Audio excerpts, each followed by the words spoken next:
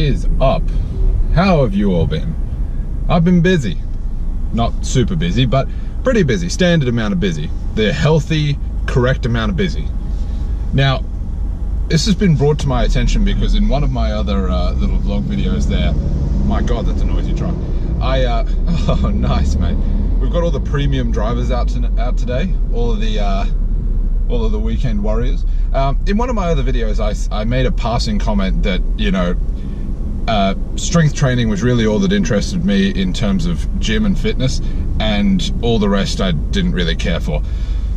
And I wanted to talk about why that is, because I got people messaging me, asking me quite regularly, not just because of that, but you know, why it is that I do what I do. And really, you've got to think of this as, so I've been training for, let's say, 8 years at the moment, and you know, as I said, I'm not the biggest or the strongest guy ever. Don't plan on being that, just doing my thing. So for all you people who are bigger and stronger than me, there is a place below this video where you can leave comments like, you're a little bitch and I lift more than you, and do you even lift, bro? So coming back to my point though, as a young man or woman, you know, it doesn't really matter. A lot of these younger kids are going into the gym to build confidence, you know, whether it's build athletic confidence or just confidence in their own skin, you know, maybe to be more appealing to the opposite sex.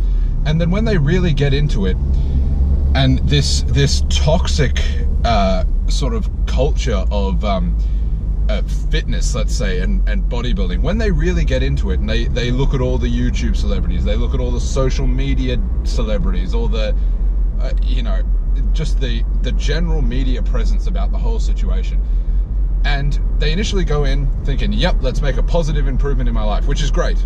That's fantastic, all right? I think everyone should do something in the gym.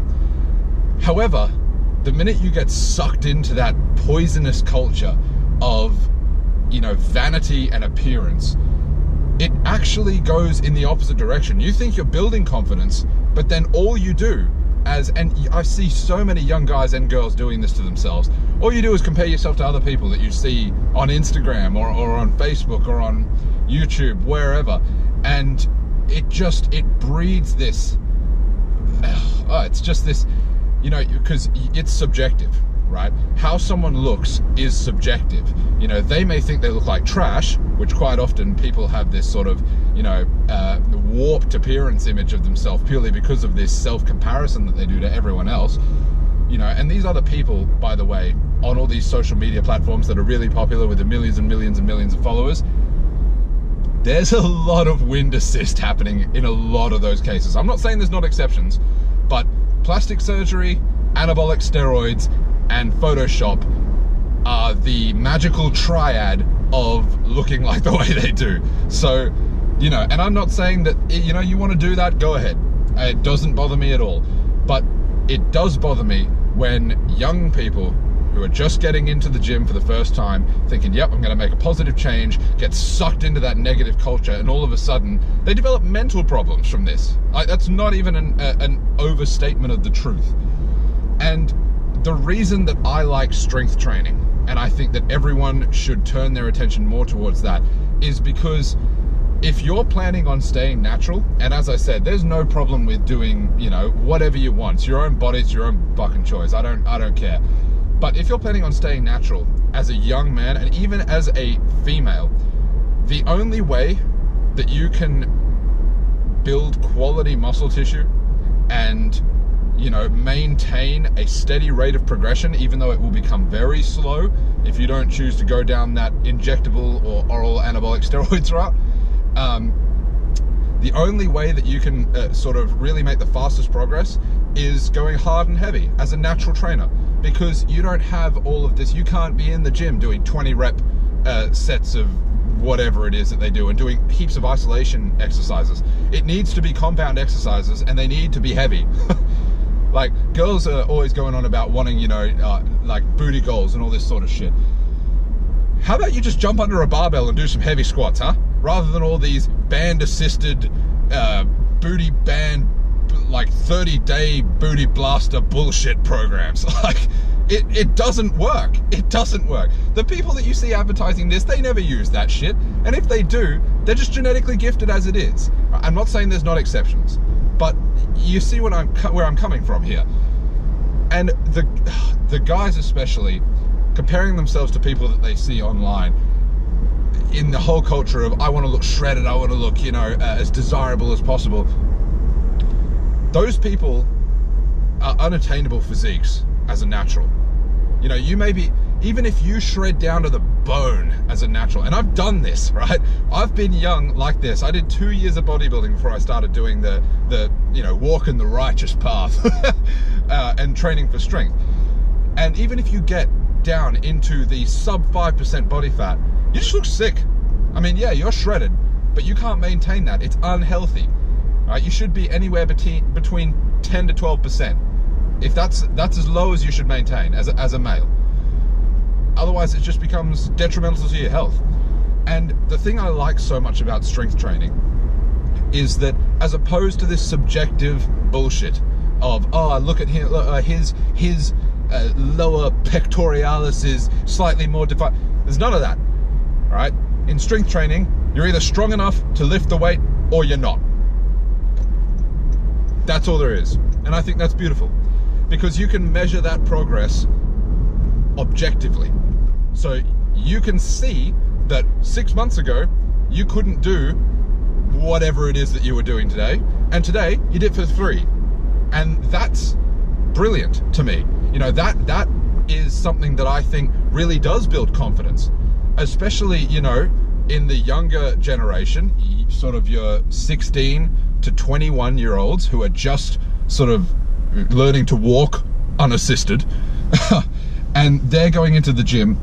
They're thinking, yep, I'm going to build all this confidence. You know, I'm going to be, you know, really dedicated to this. It's going to be the lifestyle.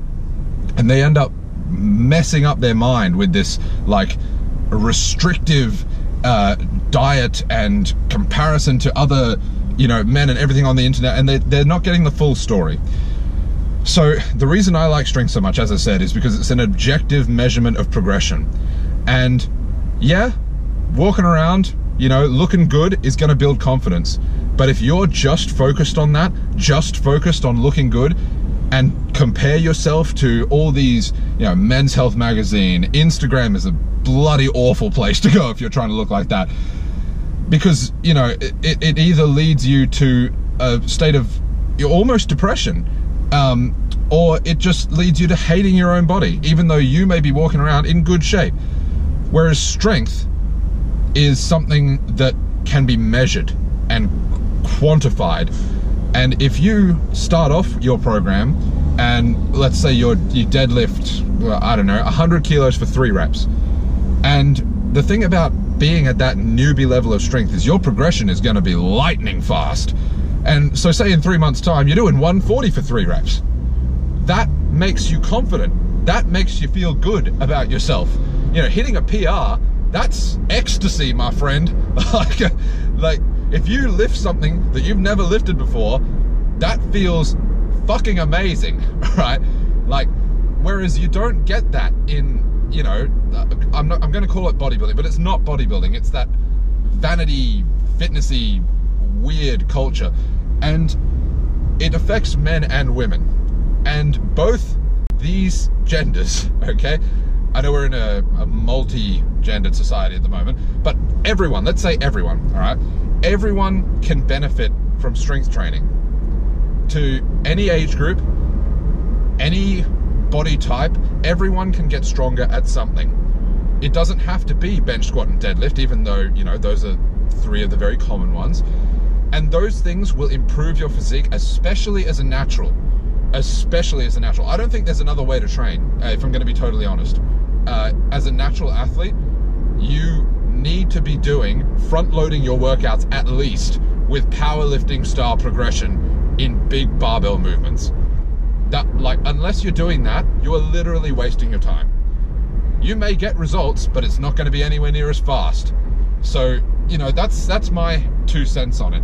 I think that in terms of building overall confidence and a healthy mindset, and as well as actually progressing a lot better and a lot faster, and not just looking like you can lift a lot of weight, being able to lift a lot of weight. I think that is why strength training is objectively superior to, let's say, I don't even know what to call it. Let's say farting around and doing, you know, quote unquote bodybuilding style workouts, like stuff that you see, oh yeah, this is Arnold's pec program. Even Arnold Schwarzenegger, all those guys back in the golden era of bodybuilding, they front loaded their workouts with heavy barbell movements.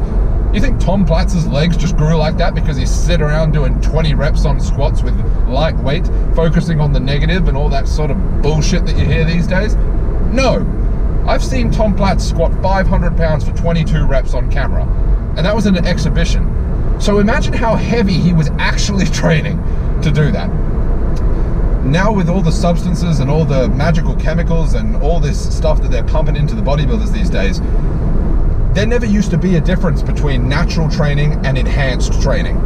And now there is, because they can get away with training like shit and making gains nonetheless, because of the amount of gear that they're pumping into themselves with the growth hormone, the insulin, the IGF-1, the testosterone, the trenbolone.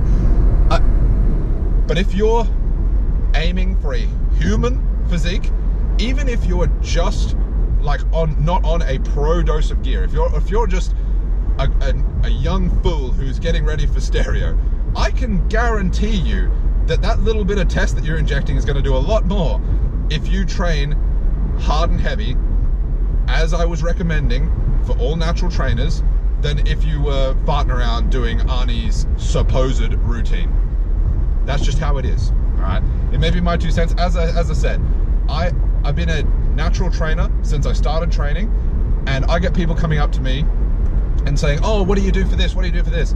That's the most boring training routine ever in terms of, you know, telling someone what I do. Oh, I bench, I squat, I deadlift, I overhead press, I do heavy chin-ups, weighted chin-ups. That's literally all you need to do. All the other stuff is accessory work, and, you know, you might get 90% of your progress from the big movements and then 10% from the others. If you want to get ripped and shredded down, you can do that on a strength style program. It's just adjustment of diet. That's all it is. Abs are literally built in the kitchen. There's a reason there's a saying like that.